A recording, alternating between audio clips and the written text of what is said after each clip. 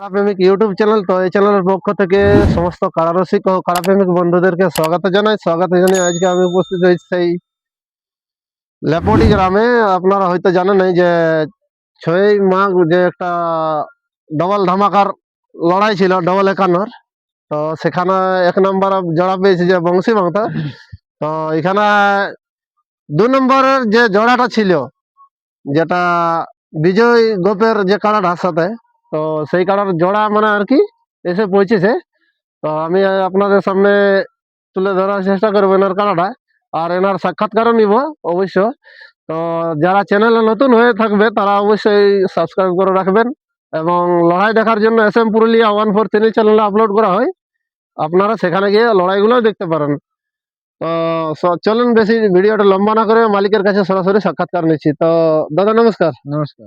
তো একটু সংক্ষেপে নাম পরিচয়টা একটু বলে দাও।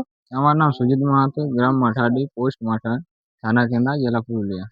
তো এখানে কি করতে আসা হয়েছে তাহলে? এখানে 2 নম্বর জোড়া হয়েছে। 2 নম্বরে জোড়া পড়েছে কি? হ্যাঁ, আচ্ছা আচ্ছা, 2 নম্বরে জোড়া পড়েছে। তো সেখানে প্রাইজ কিরকম আছে? প্রাইজ আছে 25,000। 25,000। হুম।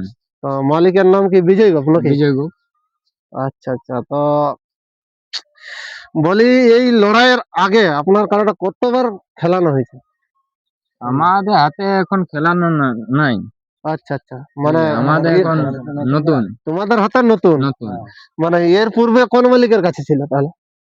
এর পূর্বে কুড়ুকতুপুর। আচ্ছা আচ্ছা, কুড়ুকতুপা মানিক মাহাতর। হ্যাঁ। আচ্ছা, আপনারা হয়তো শুনতেই পেলেন এই কাড়ায় সিংহ ভাঙিছিল, হুম। যেটা পার রায়। হ্যাঁ, কি নাম ছিল মালিকটার ওটা জানি নাই, কিন্তু এই কাড়ায় সিংহ ভাঙিয়ে দিয়েছিল ভাঙিয়েছে। সেখানে। আর কিন্তু ভোতাম আসরে কিন্তু জবরদস্ত লড়াইও দেখাচ্ছিল। হ্যাঁ। ভোতাম আসরে ছিল কিন্তু হুম। এই কাড়াটা। কত নম্বর ছিল সেটা ভোতামে? বোতাম 2 নম্বর। 2 নম্বরে ছিল না? হুম। হাড্ডাহাড্ডি কিন্তু লড়াই হয়েছিল সেখানে। হ্যাঁ। কিন্তু আমি ভিডিওটা আপলোড করেছিলি তো, কিন্তু এখন আমি কিছু কারণবশতর জন্য আমি ডিলিট করেছি ভিডিওটা। তো এই কাড়াটা কার নামে পরিচালিত হবে এখন পরবর্তীকালে, এটা মানে এখন বা এখন যেটা আমার হবে নামে সুজিত মাহাতো। তোমার নামে হবে? হুম।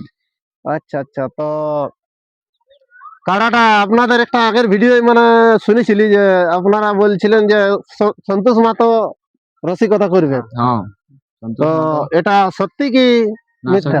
সত্য সত্যই? সত্য। আচ্ছা আচ্ছা। তো উনি এসেছেন কি? না, আসে না, তবে পৌঁছবে। আসে নাই তো পৌঁছিবে কি?